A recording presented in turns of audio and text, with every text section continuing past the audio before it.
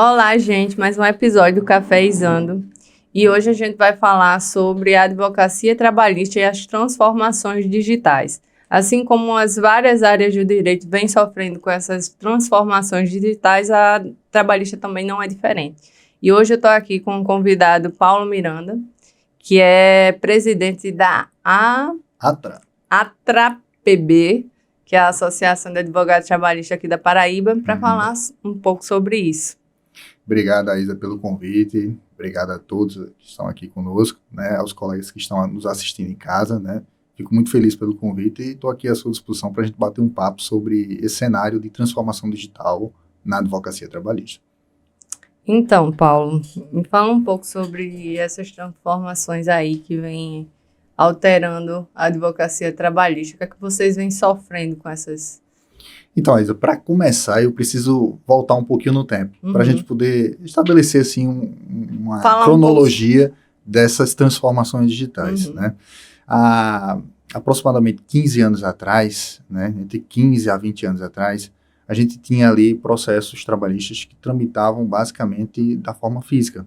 Como eu conheci, acredito que você conheceu, os colegas que estão em casa que são um pouco mais antigos também conheceram processos, né, que eram de forma física e tramitavam ali em papel, e ali tinha seus primeiros, segundos, terceiros e muitos volumes, né?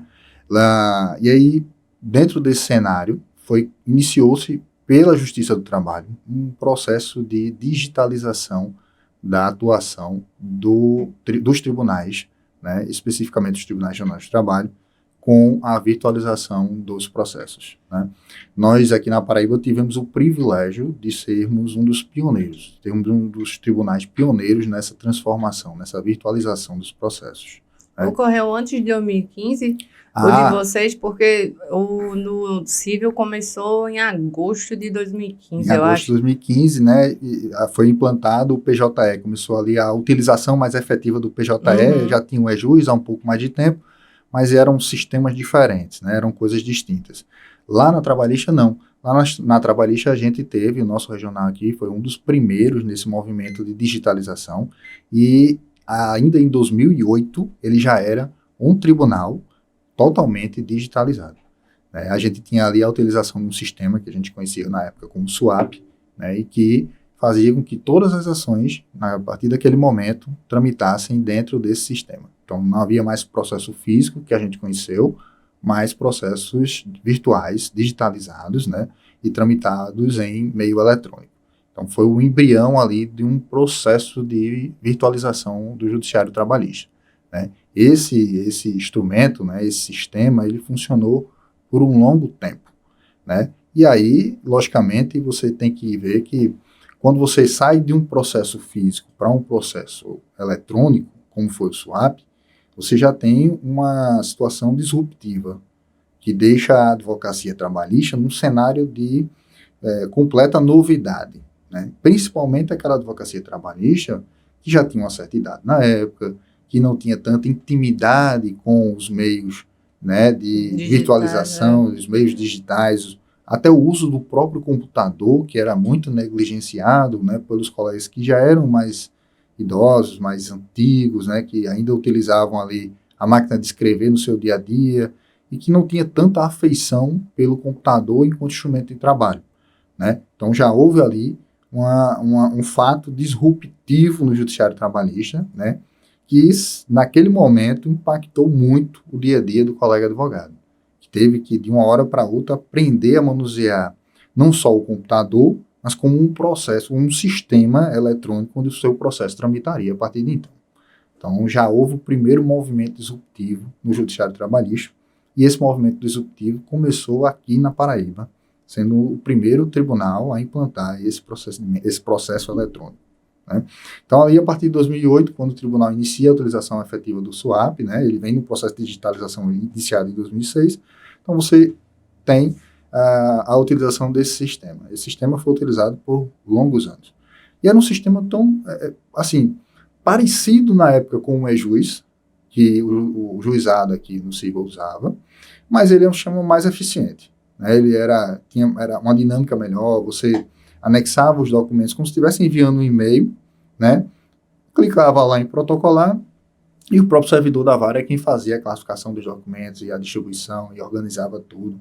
Você não precisava classificar as matérias que são tratadas naquele processo. Então, facilitou nesse ponto, mas já houve ali uma disrupção do modelo antigo, até então, utilizado, que era o processo físico, para um modelo de processo eletrônico. Na advocacia trabalhista, teve algum treinamento para não chama aplicativo, mas para esse programa novo, assim, Não, que a gente teve? Porque, assim, eu me lembro que quando foi implantado o PJE, a gente, nem o próprio servidor teve nenhum treinamento, o advogado muito menos, né? Que teve que, inclusive, exercer o cargo de distribuidor de processo, que antigamente era feito na distribuição, né? Exato.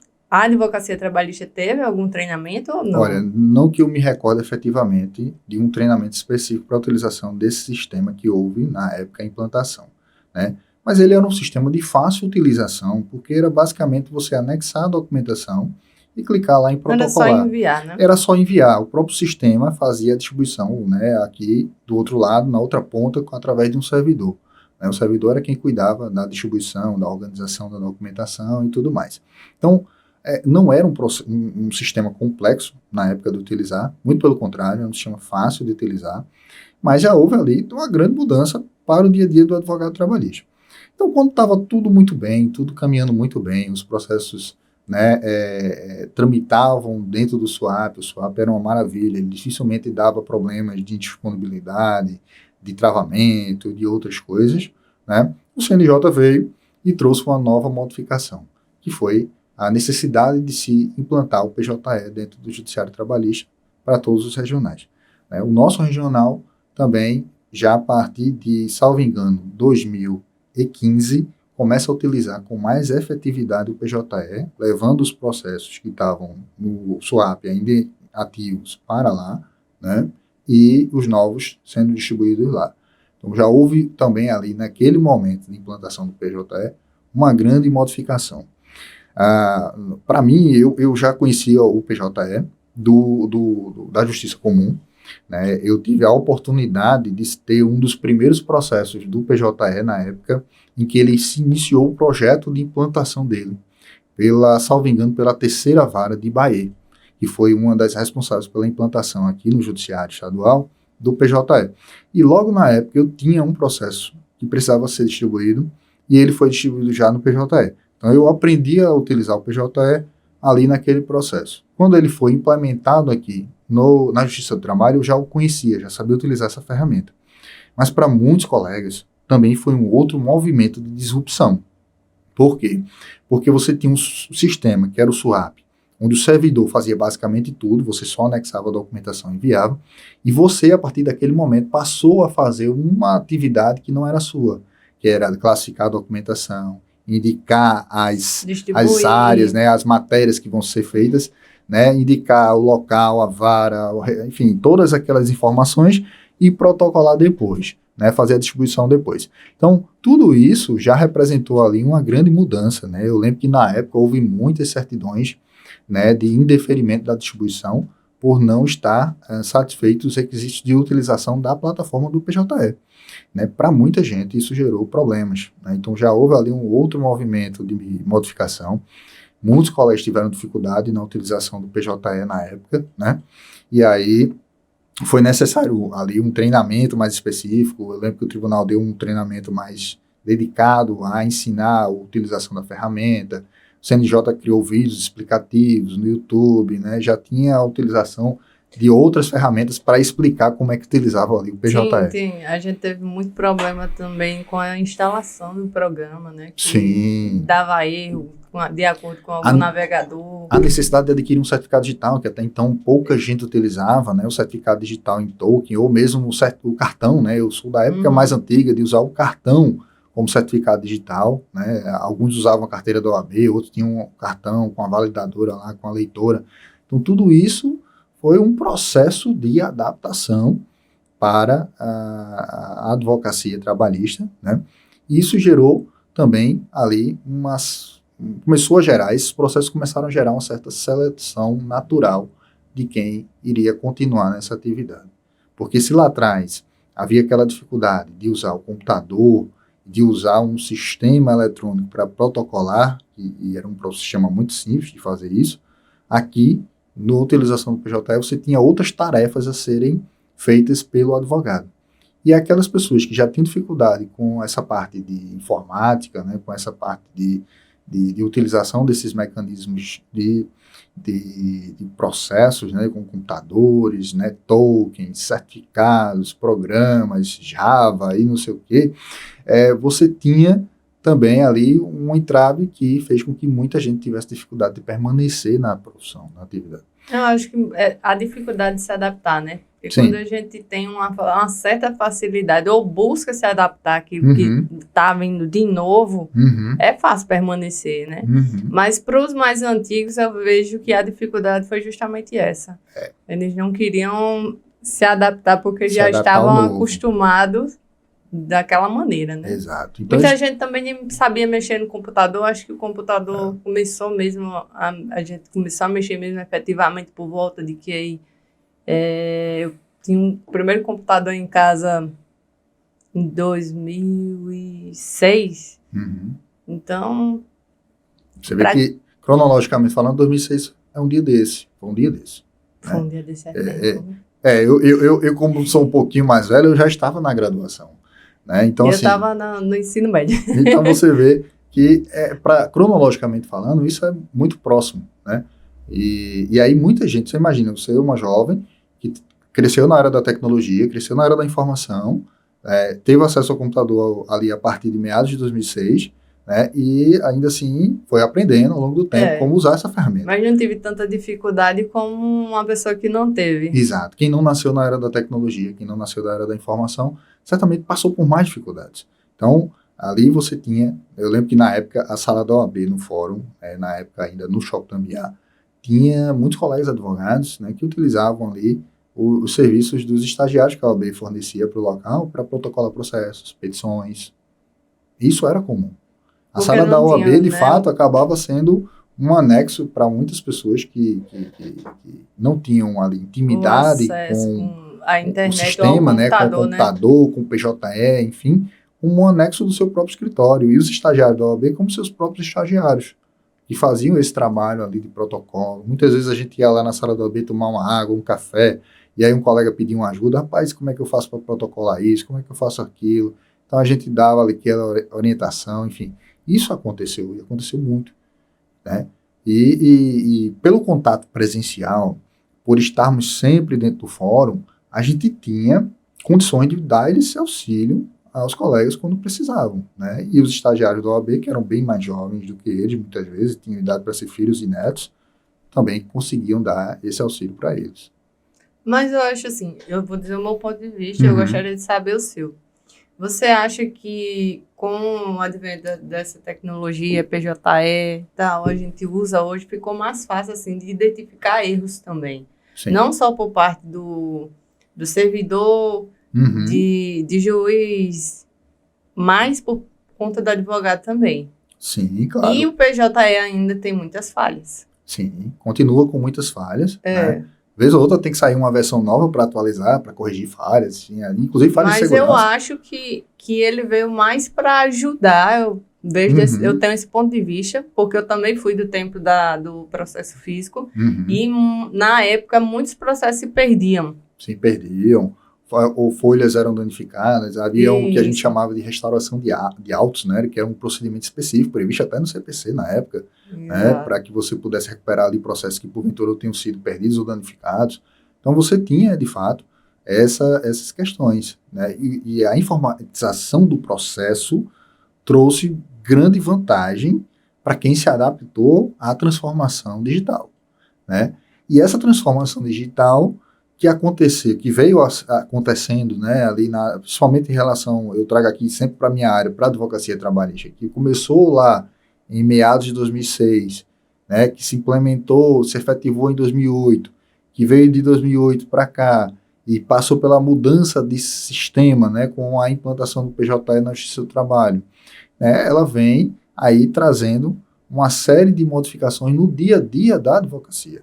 né? Então, o advogado, ele, a partir de um certo momento, percebeu que não bastava só ter o conhecimento técnico sobre uma determinada matéria ou determinado assunto do direito, né, não diria nem do direito do trabalho, porque eu costumo dizer que o direito do trabalho ele não é um direito, ele é um universo. Então, o universo do trabalho, suas nuances, não bastava só conhecer esse universo, mas ele passou a ter a necessidade de também saber de ferramentas tecnológicas e de usar isso no seu dia a dia, no seu escritório, na sua atividade profissional. Entende? Então, isso foi algo que já passou a ser incorporado pela advocacia com esse movimento de transformação digital, né?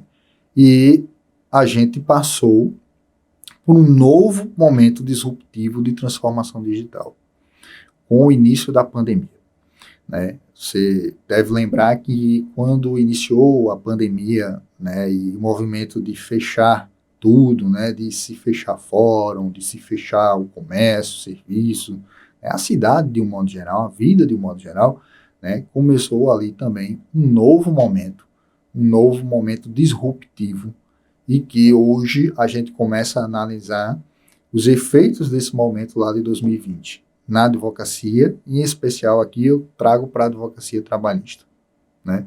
Houve uma grande mudança no perfil do advogado trabalhista, na forma como o advogado trabalhista, sabe, utiliza as ferramentas tecnológicas no seu dia a dia, em como ele faz a sua atividade diária, em como ele faz para se manter no mercado, quem se manteve no mercado, porque tem essa questão também que a gente vai tocar ali daqui a pouco, né, desse momento de transformação digital. Porque a pandemia trouxe, no meu entender, uma mudança de era. A gente sai de uma era, até então, ali de conhecimentos e de tecnologias, e agora a gente vem para uma era de tecnologia embarcada ao conhecimento, certo? E o que é que isso significa? Hoje a gente tem ali já as inteligências artificiais que já surgem com grande força e que vão se aprimorar nos próximos anos, e isso vai estar embarcado dentro do nosso dia a dia. O aparelho celular que eu estou usando, que você usa, isso já tem inteligência artificial, e isso vai estar agora aplicado ao conhecimento, né? Então a gente tem ali uma grande mudança de era, que a pandemia acelera, vamos dizer assim, ela não inicia, mas ela acelera, né? E que trouxe também uma mudança significativa para a advocacia trabalhista. A partir de então, com o fechamento do fórum, das atividades presenciais, todos nós recolhidos em casa, começamos a debater como seria feito a partir de então, para que a gente continuasse produzindo, para que a gente continuasse trabalhando. Houve um momento ali de paralisação completa das atividades, né, porque ninguém sabia o que iria ser feito. Né? Paralisou, mas a demanda aumentou e todo mundo teve que aprender a saber como fazer ali. Isso. Como é que a gente vai proceder aqui agora? Como é que a gente vai proceder? Eu acho que uma das que tiveram mais demanda na pandemia foi a área trabalhista, né, também. Teve por quê? Porque a área trabalhista, ela sempre é aquela área que é acionada nas crises, certo? E nos momentos em que tudo vai bem. Se a economia vai bem, certo? A advocacia trabalhista ela é acionada para dirimir conflitos pequenos que acontecem ali na relação capital-trabalho, né? E vão pacificando aquele momento para que a economia continue indo bem. No momento de crise, ela é chamada para resolver a crise, para encontrar as saídas para a crise. Então, a gente na pandemia, né, eu costumo dizer que todo advogado trabalhista que atuou firmemente nesse período, né, e seja dando orientações a clientes empresariais, né, para quem atua com empresarial, seja dando orientações para clientes que estão ali, são pessoas físicas e que passaram por situações as mais diversas possíveis, desde a dispensa, desde o encerramento da empresa, né, desde uma medida provisória que o colocou em férias, enfim, inúmeras situações que aconteceram nesse período, o auxílio emergencial, né, enfim, tanta coisa que aconteceu naquele período, ele também teve que, teve um papel de protagonista, sabe? A advocacia trabalhista foi a grande heroína daquele momento de crise que nós passamos, seja para preservar empregos, seja para preservar a atividade econômica. A advocacia empresarial também atuou bastante na pandemia. Verdade. Todo advogado empresarial, ele precisou também contar com o apoio de um advogado trabalhista, porque ali o momento exigia esse apoio. Né? Teve algumas empresas que tiveram que fechar as portas e existiram aquelas que ficaram de portas abertas, né? Devido a algumas resoluções que houveram. Sim, atividades essenciais, né? Aí a gente teve que também se adequar ali, fazer a adequação. Então, para a gente também foi bem complicado. E como fazer esses atendimentos? A maioria dos atendimentos eram online também. Ou por telefone, e a demanda também foi muito grande. Mas veja, até o ponto de iniciar atendimentos online, virtuais, né, com utilização de plataformas para isso, ficamos ali alguns dias batendo cabeça, sem saber o que ia acontecer, o que iríamos fazer. Né? Porque até então a gente só tinha o processo digital. A gente movimentava digitalmente, mas as audiências elas não eram online. A gente tinha que ir presencialmente nos fóruns, né? Os atendimentos, as diligências também, nos cartórios, era tudo presencial. Inclusive, para receber o alvará, você tinha que ir ao banco. Isso. Né? Então, isso aí eu achei uma maravilha. Ótimo, foi a única coisa... Perfeito. Foi a única coisa boa que teve. Foi perfeito. Teve muitas mudanças, mas veja que até que essas mudanças começassem a sair do papel, houve ali alguns dias de indefinição. Né? Isso. E o cenário era nebuloso, ninguém sabia efetivamente o que iria acontecer. As atividades todas foram paralisadas, prazos suspensos, ficou aquela indecisão. E por outro lado, começou a ser adotadas medidas de urgência para o momento de urgência que a gente vivia. Né? E aí a advocacia trabalhista passou ali a ser bombardeada todos os dias por medidas provisórias, né? Portarias e resoluções que impactavam no dia a dia da relação capital-trabalho, seja para o empregador, seja para o empregado. Então, que eu me recordo aqui de memória, 4 medidas provisórias, né? Uma atrás da outra, né? Várias portarias, vários regulamentos, enfim, uma mudança completa da nossa forma de atuar, e foi um período difícil, porque quem não tinha habilidade com as ferramentas tecnológicas e ainda continuava aos trancos e barrancos nessa advocacia, acabou sendo excluído dela. Essa é a verdade. Porque se antes tinha a sala da OAB para dar um suporte, um estagiário lá da OAB para fazer protocolos, né, no PJE, enfim, você não tinha mais essa pessoa para fazer isso por você. E nem poderia ter, porque o momento impedia o contato, né, presencial, próximo entre pessoas que não fossem do mesmo núcleo familiar. E aí você tinha que se virar. E muitas pessoas não conseguiram mais fazer o que faziam antes. E hoje não advogam mais. A gente não encontra mais essas pessoas no fórum. Entende? Então a gente teve ali um terceiro momento, no meu entender, disruptivo, e essa disrupção foi muito severa, muito forte, porque ela excluiu uma boa parcela daquela advocacia que já vinha se arrastando há um bom tempo e não se adaptou a esse movimento de transformação digital. Falta de adequação, né? E aí houve uma seleção natural, né? Né, em decorrência do momento de pandemia que a gente viveu, né, com esses profissionais. Né? Isso realmente foi preocupante, e hoje a gente analisa isso de forma assim, bastante cuidadosa, mas a realidade é essa, de fato. Houve uma seleção natural que, assim, afastou da advocacia profissionais que não se adaptaram a esse momento de mudança. Então, a gente teve ali a utilização de comunicações, né? Então, o Zoom, Google Meet, né? Outras plataformas que surgiram ali também naquele momento. Acho que na fase de teste a gente passou por algumas, realmente, até chegar em uma que não... Exato, até descobrir uma que dissesse assim, essa que atende perfeitamente a necessidade de todos, né? Uhum. Então ali predominou o Zoom e o Google Meet, mas tem inúmeras outras plataformas que serviram para isso naquele momento, né? Umas gratuitas, outras não, outras que disponibilizaram um acesso gratuito para, no momento da pandemia, até servir ali como instrumento de trabalho para muitas pessoas, né? A advocacia dentro de casa, tendo que lidar com as questões familiares, né? filhos, companheiros e companheiras, né? Você tendo que cuidar de tudo isso, muitas vezes, né? Ou não, dentro de casa, dentro de um momento de solidão, sem uma companhia de alguém, né? Com medo do que viria a acontecer. Então, teve todas essas questões emocionais ali envolvidas, né? E a gente tendo que se adaptar todos os dias a esse movimento de transformação digital. Então, todos os dias surgiu uma plataforma nova. Daqui a pouco as audiências começaram a ser feitas por essas plataformas. A coisa começou a funcionar.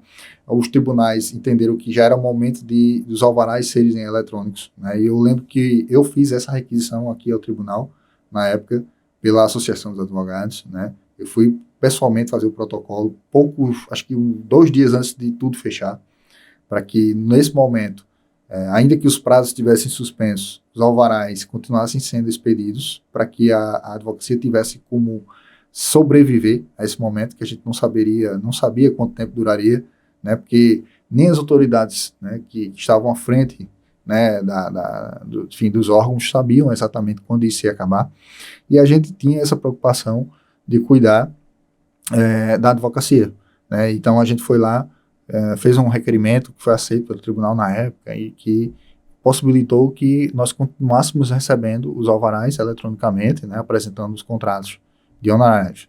E assim foi feito. Então a gente viu uma grande transformação, né, nesse momento de pandemia, como é que você atendia clientes nesse momento. Então você começou a usar as plataformas também para esse movimento de atendimento aos clientes. O WhatsApp foi fundamental para muita gente. Muitas pessoas que não tinham domínio da ferramenta passaram a ter esse domínio da ferramenta, porque era a única forma de você se comunicar com quem estava distante, com seus clientes que estavam longe, né? Então, grupos de WhatsApp, grupos de estudos, né, sobre assuntos daquele momento, né, aquela legislação de crise que foi criada na época. Então, tudo isso foi advindo aí de uma transformação digital, né?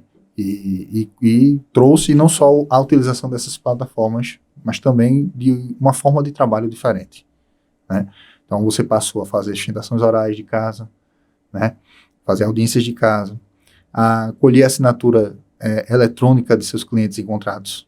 Então, não precisava mais do contato físico, presencial, porque não era possível, né? Para colher a assinatura de um contrato ou de uma procuração, então você teve que aderir a plataformas e sistemas que faziam isso, e muitas vezes você não conhecia, você não sabia qual, então pegava a indicação com um colega, com outro, que já estava mais avançado. Tiveram alguns pontos positivos e alguns negativos. Sim, né? claro, como todo. Um dos negativos, eu acho que foi essa invasão de advogados de outros estados, por exemplo, né? Fazendo audiências, pegando os processos de outros estados aqui.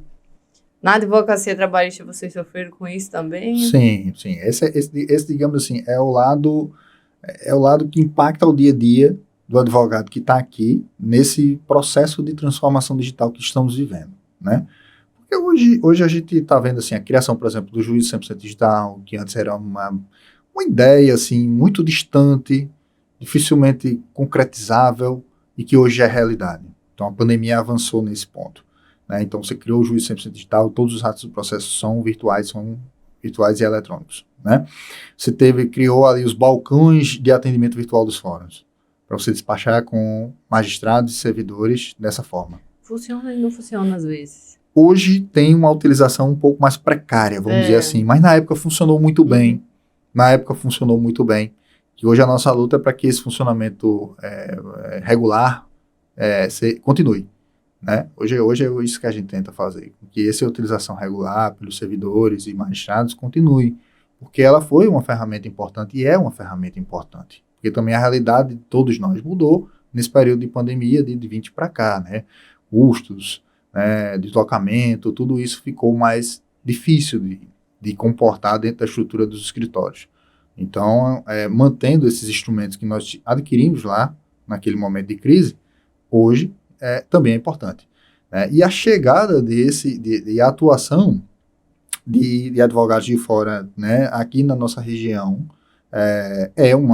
digamos assim, é um lado negativo dessa transformação digital, mas, por outro lado, muitos colegas daqui também passaram a atuar fora.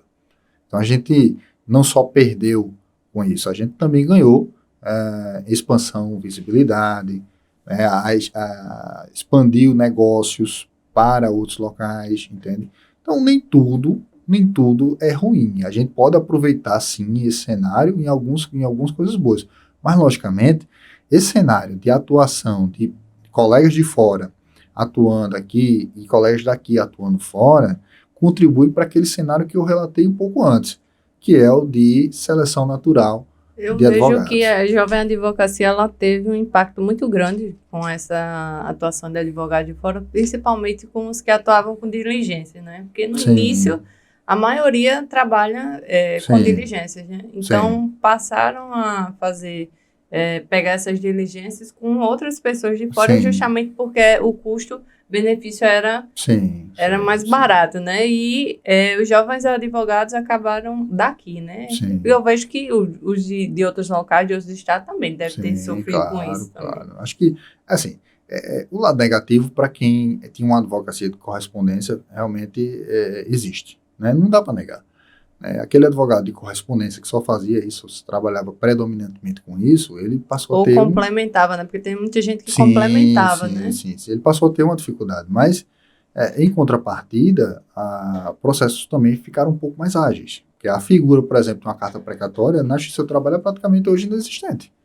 Porque eu posso fazer oitiva dessa testemunha por vídeo, chamado, né? Pelo Zoom. Então, assim, nem todo processo, né, de transformação digital ele é ruim. Dá para se aproveitar muitas coisas.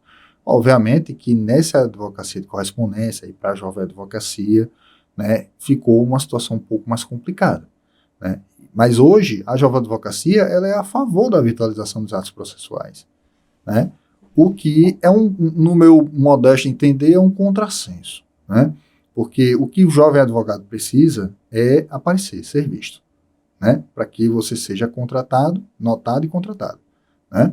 E ele estando distante do fórum, distante presencialmente desse ambiente, fica um pouco mais difícil dele ser notado. Aí as redes sociais entraram como um papel fundamental para que ele seja notado, né? Então, esse movimento de transformação digital, ele também tem que levar também em consideração a condição da prospecção, as redes sociais, né? A prospecção, exatamente, a prospecção por redes sociais. E as redes sociais foram importantíssimas para manter o advogado conectado com o seu público, né? Com o seu cliente, com o seu público, e poder potencializar a sua atuação. E nisso, a jovem advocacia sai na frente, porque já tem mais afeição à utilização de redes sociais. Se souber utilizar a ferramenta da forma correta, adequada, seguindo os regramentos da própria OAB, ele vai sim conseguir atingir um público muito maior daquele advogado que só ficou no presencial, né, que não estava adaptado à utilização de redes sociais nem das tecnologias. Isso é fato. Hoje o mundo é assim. O mundo é o mundo das redes sociais, né? E se você é visto nas redes sociais, você vai ser lembrado. E se você tiver um bom conteúdo ou um bom profissional, a chance de você converter essa notabilidade em contratos e, consequentemente, em honorários é muito maior. Eu posso falar um pouco disso com propriedade, porque eu consegui alguns clientes de outros estados, tipo São Paulo, Minas Gerais, Rio de Janeiro, que eu trabalho com direito empresarial. Uhum. E fiz isso através das redes sociais. Exato. Então, para mim foi muito bom, porque na época eu tinha iniciado com o direito empresarial, era um nicho ainda novo. Hoje em dia já está mais abrangente aí, mas na época foi de grande valia a rede social e me ajudou bastante. Eu consegui alguns clientes só postando conteúdos meramente informativos.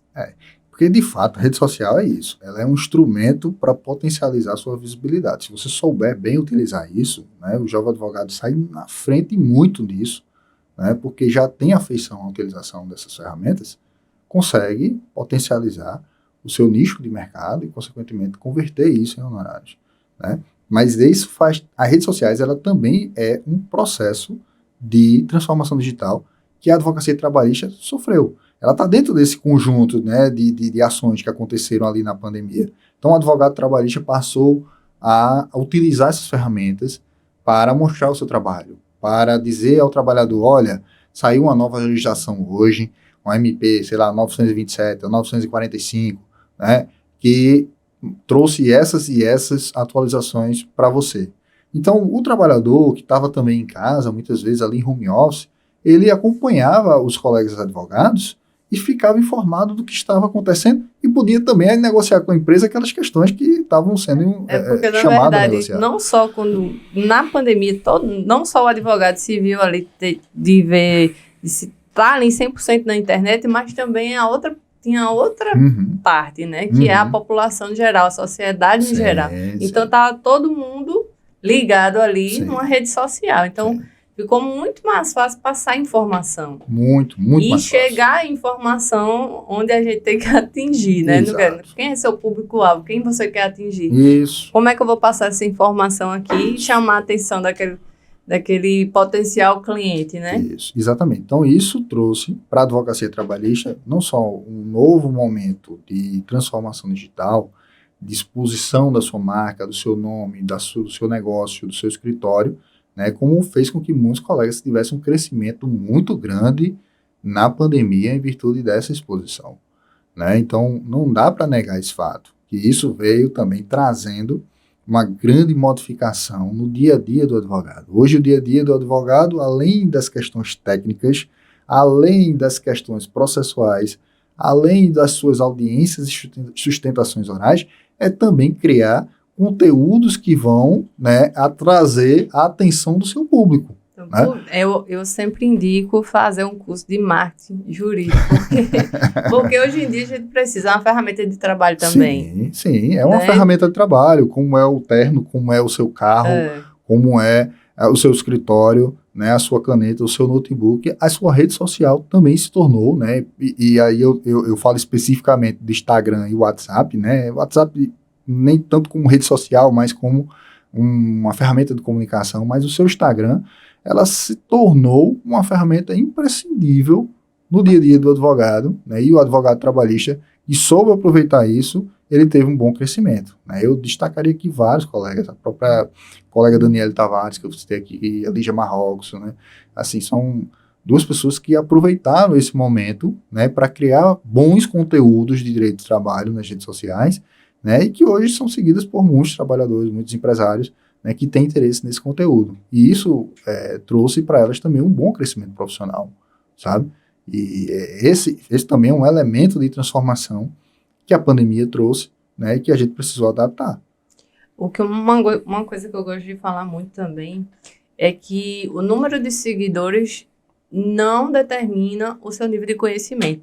Acho muito importante dizer isso para as pessoas, até porque para aquelas pessoas menores que não têm tantos seguidores, não ficarem se comparando, porque se comparar hoje é uma coisa muito que adoece todo mundo, né? Então não se compare, porque assim, o número de seguidores que você tem não quer dizer, não quer determinar o nível de conhecimento que você tem, não quer dizer que você seja inferior àquela pessoa que tem mais seguidores do que você. Sim, claro. Isso é muito importante e eu gosto muito de frisar isso para também nos estimular os colegas que não têm tantos seguidores, né?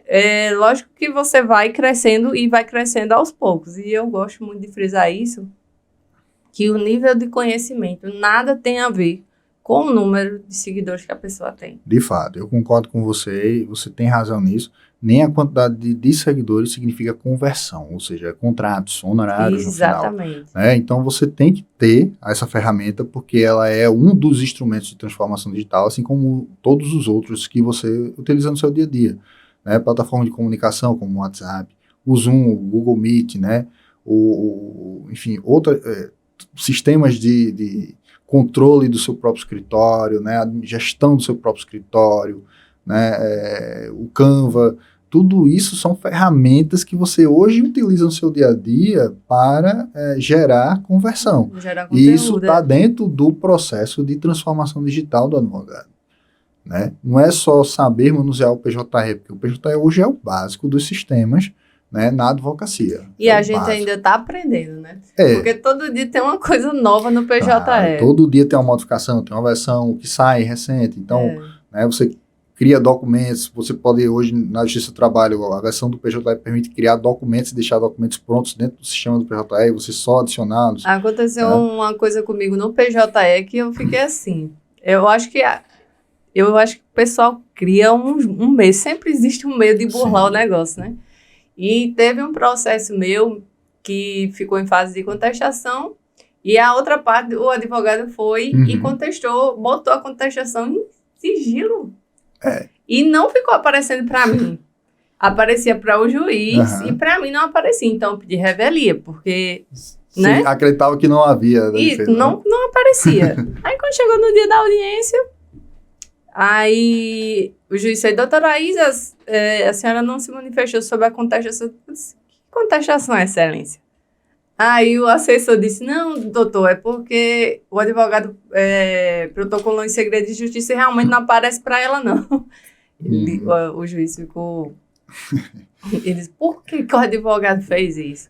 Assim, na Justiça do Trabalho, existe uma instrução normativa do TST que permite que seja feito dessa forma, certo? Então, eu trago assim para o meu universo. No universo do direito do trabalho, isso é possível e a gente faz, certo? Sim, um advogado, eu recomendo, se está em casa, que tiver uma estratégia, né, com uma estratégia aí de audiência, certo? Utilize essa função, certo? Você salva lá em sigilo. Mas você está falando porque geralmente a audiência trabalhista é una, né? Isso, exato. Então aí realmente fica como estratégia, né? Excelente, fica como estratégia, né? Porque você surpreende o seu colega, né? Em audiências, ele não vai saber quais são os preliminares que você abordou, nem as provas que você anexou ao processo. E ele vai ter ali, naquele momento, para fazer impugnação. Então, é uma estratégia do processo, mas certo? Mas no Justiça do Trabalho eu gostei. É uma estratégia do processo. O processo também é estratégia, né? Mas na cível a gente tem 15 dias para impugnar a contestação. Sim, exato. Aí realmente não faz muito sentido. Aí o juiz havia me intimado para impugnar, eu disse, vou impugnar o quê? Vou solicitar a revelia. Que não vê, realmente você não vê. Na Justiça do Trabalho você consegue visualizar o documento, só que ele está em sigilo. Você vai ver lá que ele está assim, documento em sigilo. Eu sei que no PJE, no comum, não aparece. Né? E realmente causa essa dificuldade e os juízes não gostam que se utilizem desse expediente. Mas na Justiça do Trabalho isso é bastante comum, tá? A utilização dessas ferramentas, assim, de anexar documentos em sigilo. Faz sentido na Justiça do Trabalho. Muito, muito, total. Certo? Total, porque processo também é estratégia, né? Você surpreender o seu oponente ali naquele momento com uma contestação fiz várias apelações nos últimos minutos do prazo. Sim, claro. Essas questões de juntar documentos ali em cima da hora, né, apresentar... Deixar para abrir o expediente no último dia. Sim, isso é normal, isso é válido da estratégia do processo, né?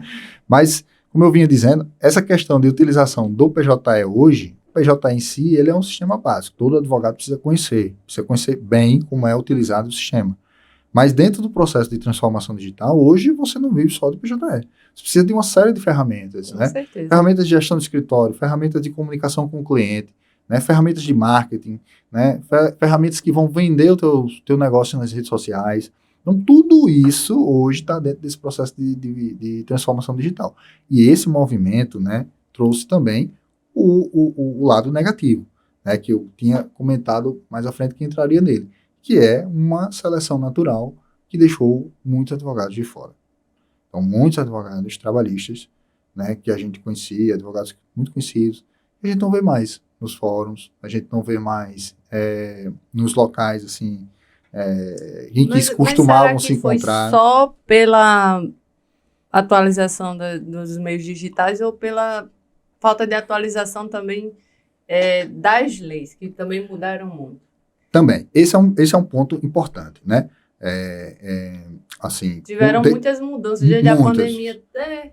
Eu diria até antes, assim, a reforma trabalhista de 2017, ela já foi um divisor de águas bem significativo, né?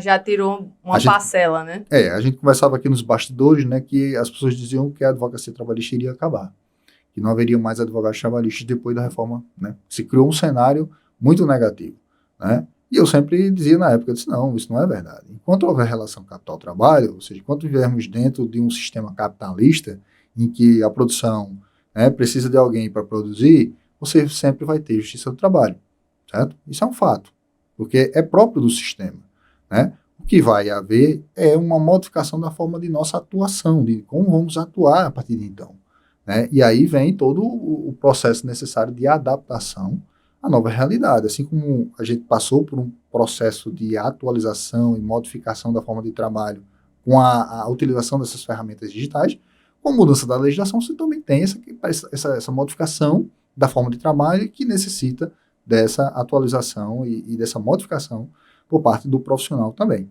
E aí a gente teve ali muitos colegas que realmente deixaram a advocacia e foram para outras áreas, né? A previdenciária ganhou muita gente nos últimos anos porque se tornou também uma área que acolheu muitas pessoas oriundas da justiça do trabalho, né? Porque se tinha aquela falsa ideia de que a justiça do trabalho é uma justiça mais simples, mais célere, mais fácil de você ingressar com a ação e receber. Tinha aquela história que a justiça do trabalho beneficia o empregado. Aquele PJE-CAL que quem inventou foi só Jesus Carlos.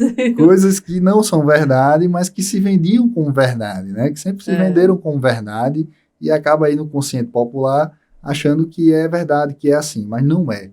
Não é assim, né? E a reforma trabalhista, para muita gente, confirmou essa ideia, essa falsa verdade de que os advogados estão fugindo dela porque agora não vai ser mais fácil, vai ser mais difícil, vai ter punições, vão ter sucumbência, vai ter isso, vai ter aquilo, né? E a gente viu que não era nada disso, né? A modificação legislativa não pôde suprimir direitos básicos que já estão assegurados na Constituição, a cláusula pétrea lá.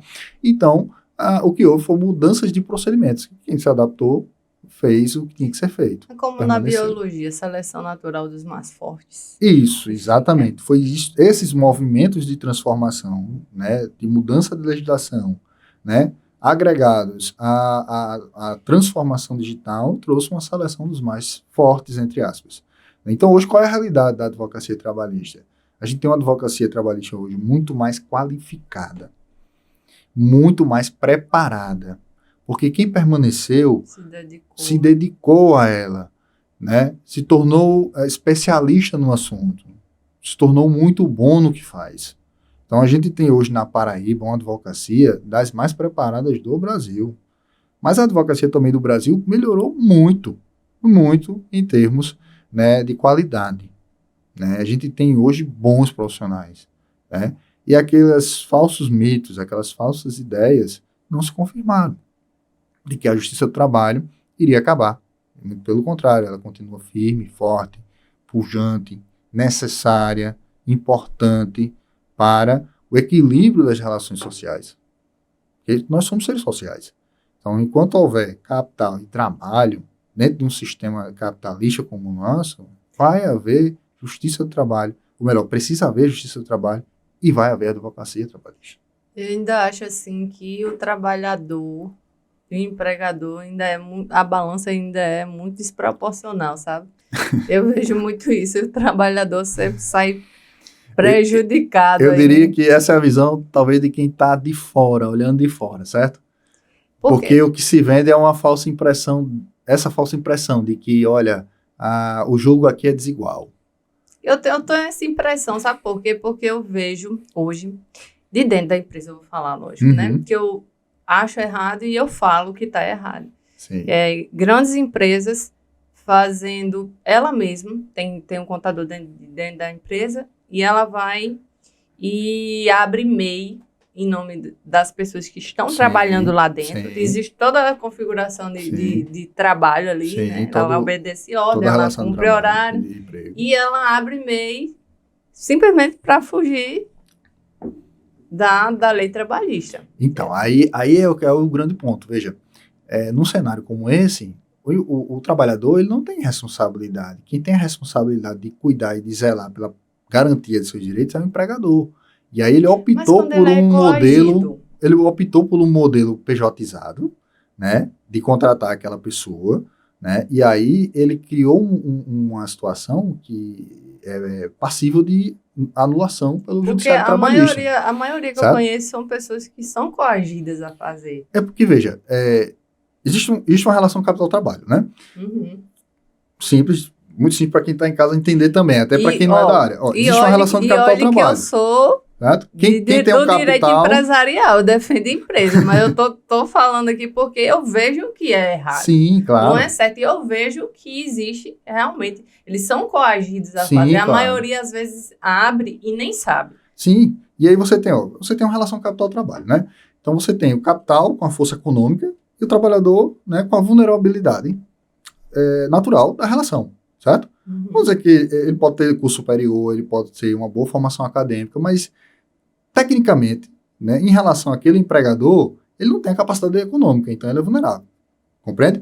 Então, esse trabalhador que está aqui na ponta, que precisa ocupar, né, precisa ter uma atividade laboral para poder sobreviver, manter sua família, enfim, fazer o que todo mundo tem que fazer, né, cuidar de si e ter suas coisas, ele acaba submetendo a essa relação sujeita, né? de pejotização indevida. Certo? Mas aí, de quem é o erro? É do empregado que aceita porque precisa ou da empresa que impõe essa obrigação? Dos dois. Entendeu? Não tem, é justamente aí, para isso vem a Justiça do Trabalho, para dirimir o jogo e dizer assim, olha, dentro dessa relação, me parece haver uma situação passiva de anulação porque se configura um vínculo empregatício. Entendeu? Então, e existem muitas outras situações em que o empregado vai estar errado e que a empresa vai estar correta. Entendeu? Então, o que se faz é avaliar o cenário, né, daqui que está sendo trazido e ponderar qual a melhor solução. A dificuldade que muitos empresários têm, e você como atua no empresarial sabe muito bem disso, né, porque a reclamação é unânime, né, no meio, é de que a Justiça do Trabalho talvez possa estar ali beneficiando A ou B em detrimento da atividade econômica do empresário. Mas o que de fato prejudica o empresário é a quantidade muito grande de normas, portarias e resoluções da qual ele não tem conhecimento e que ele espera que o contador tenha conhecimento, só que o contador não é um profissional qualificado para tal. Né? Porque contabilidade não é fazer folha de pagamento, eu digo isso porque também sou contador por formação, né? Então, assim, não é fazer folha de pagamento, o contador não tem essa atribuição, inclusive não existe nem cadeira nas graduações para isso. É porque né? não tem a cultura ainda. A cultura então, ainda é que existe a contador dentro da empresa, mas advogado não. Isso, exato, né? Exato. Aí hoje em dia, por exemplo, eu trabalho muito com gestão de risco e o compliance, né? Que o compliance a gente atua tentando regulamentar leis, regulamentos que não infringem a lei trabalhista, tributária, e gestão de risco, que é mais abrangente até do que o compliance, eu acho, né? Que a gente vê que existe de risco ali e tentar diminuir. Mas não existe ainda a cultura de se ter um setor jurídico dentro das empresas. A maioria fica na mão de contadores, como você mesmo acabou de falar. Exato. E aí o empresário muitas vezes só se atenta às questões trabalhistas quando ele está com um contencioso muito pesado. Né? Ele tem ali uma grande quantidade de ações contra ele e ele diz assim, bom, eu estou com muitas ações, o judiciário favorece A, ou B ou C, e não é esse muito bem o cenário, porque ele tem um passivo que está ali descoberto. Né, e que ele não percebeu aquela situação e por não ter a orientação adequada, né, ele vai sofrer as punições que são previstas em lei, em portarias, em instruções normativas. Né. Então, o que o empresário precisa é de um acompanhamento das modificações da legislação, esse trabalho de compliance, né, um trabalho de auditoria na área trabalhista, tributária, para orientar ele em qual momento e aonde ele tem que fazer para acertar. Né? Se ele tiver essa preocupação de trabalhar com preventivo, certamente a Justiça do Trabalho dificilmente vai ter alguma interferência na sua atividade econômica, porque ele vai estar fazendo o que é correto. Né? E o trabalhador não quer nada além do que seja aquilo que está previsto em lei. Que é o direito dele. Que é o direito dele. Né? Então, assim, são esses cuidados, esse trabalho preventivo, né, consultivo, que o empresariado precisaria fazer. Né? E dentro desse movimento de transformação digital da advocacia, muitos colegas perceberam que isso era um nicho de mercado importante para ser ocupado. Né? Então aí eu trago novamente a citação a essas duas profissionais, que é a Daniele Tavares, a Lígia Marrocos, que uma faz compliance e a outra faz auditoria trabalhista. Porque elas perceberam que as empresas precisavam de alguém internamente ou um agente externo, mas com influência interna, fazendo o acompanhamento de suas rotinas trabalhistas. E esse trabalho desenvolvido por elas é excelente, excepcional, porque dá àquele empresário uma visão ampla do seu negócio, dos riscos que ele corre e aonde ele precisa melhorar. A auditoria ela está dentro do compliance, né? Isso. Então, faz parte do compliance a auditoria. Na verdade, eu acho que a maioria de que quer entrar nesse nicho tem dificuldade em quê? Em como é que eu vou chegar na empresa? Como é que eu vou vender? Porque não acontece de uma hora para outra, né? Exato. Então, a gente tem que oferecer nossos serviços e tentar convencer de por que é necessário, porque seria vantagem. Sim, né? sim. Então, eu acho que os novos que estão tentando entrar nessa área têm dificuldade em saber de como é que eu devo chegar. A dificuldade é natural. Como é que eu vou chegar, né? A dificuldade é natural pela novidade, né? E principalmente quem não está habituado com esse tipo de atividade, né? É normal você ter a dificuldade de chegar e se apresentar e tudo mais. Mas aí vem desse processo de transformação digital a utilização de redes sociais. E as meninas que eu citei agora há pouco, as colegas advogadas, elas fazem muito isso. Elas levam esses assuntos para serem abordados em suas redes sociais. Né? E isso faz com que o empresário que está assistindo aquele conteúdo, porque rede social é entretenimento, então elas transformam aquela questão num entretenimento que o camarada assiste e diz assim, olha, legal, gostei desse advogado, eu vou entrar em contato com ela para saber mais informações, sabe? Então, a preocupação que muitas vezes a gente tem de, como eu me apresento, como é que eu chego em determinado local, como é que eu faço isso, como é que eu faço aquilo, poderia ser substituída simplesmente por um instrumento de transformação digital que está na vida do advogado. Um curso, né, também. Entendeu? É importante você se formar hoje em dia em um curso de marketing digital voltado para a advocacia. Sim, claro. É importante saber, é importante conhecer as ferramentas. É importante conhecer o provimento 205, que é o que trata da publicidade na advocacia, né, o provimento da OAB. Então, assim, você tem que realmente conhecer essas ferramentas, porque estamos passando pelo momento de transformação digital, que ainda não acabou. Né? Isso é verdade.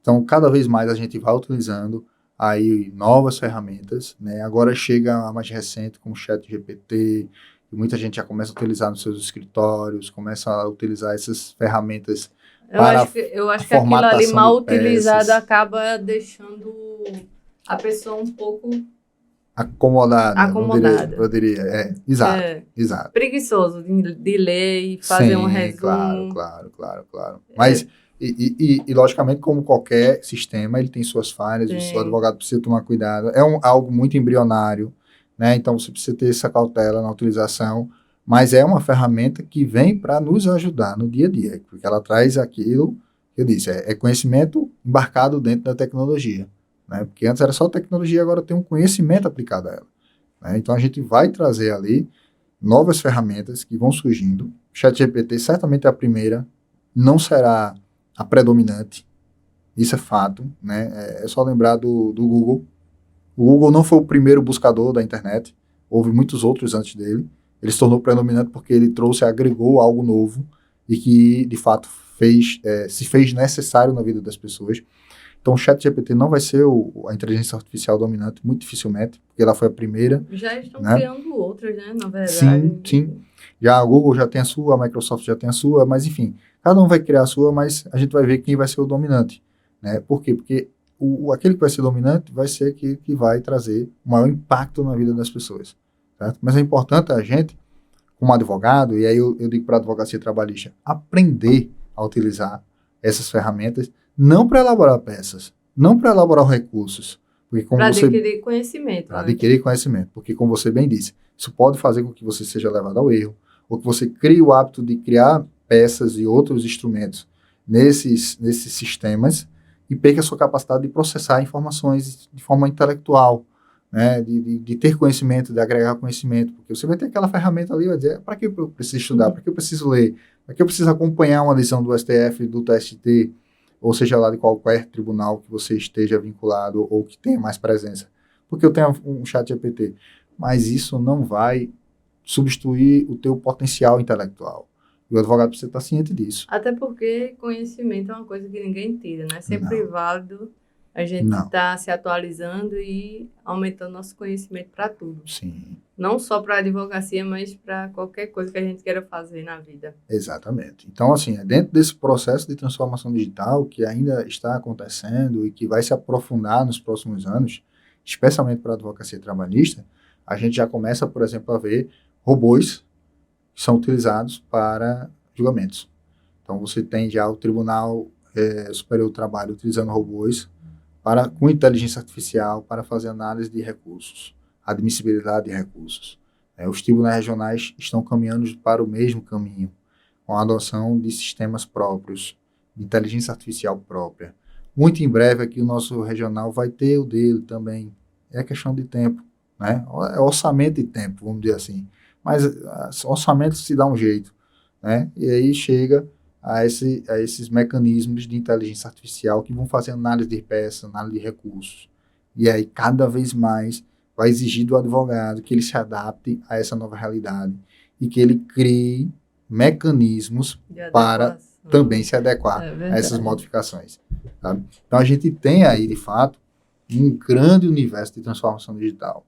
A advocacia trabalhista ela foi talvez uma das mais impactadas por esse movimento de transformação, que continua e que está aí em andamento, e que todos nós que atuamos como advogados trabalhistas precisamos estar atentos ao que vai acontecer e em constante transformação.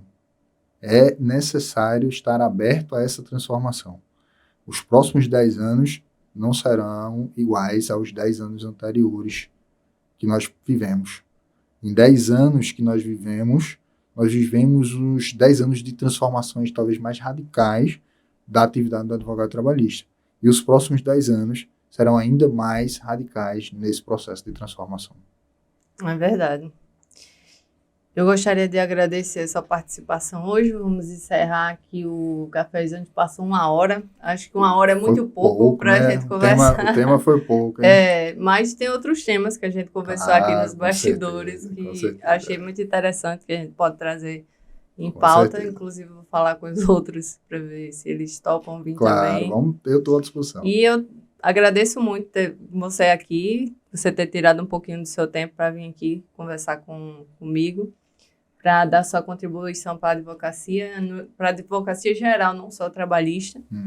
E muito obrigado pela participação, viu, Paulo? Obrigado, eu que agradeço o convite e estou sempre à disposição para a gente bater um papo aqui sobre advocacia, sobre direito, né, sobre esse universo do direito do trabalho que eu gosto tanto, né, e agradecer o convite que você me fez, conto comigo, parabéns pela iniciativa de fazer um podcast sobre direito na Paraíba. A gente sabe o quanto é difícil, né, fazer e trazer convidados para cá.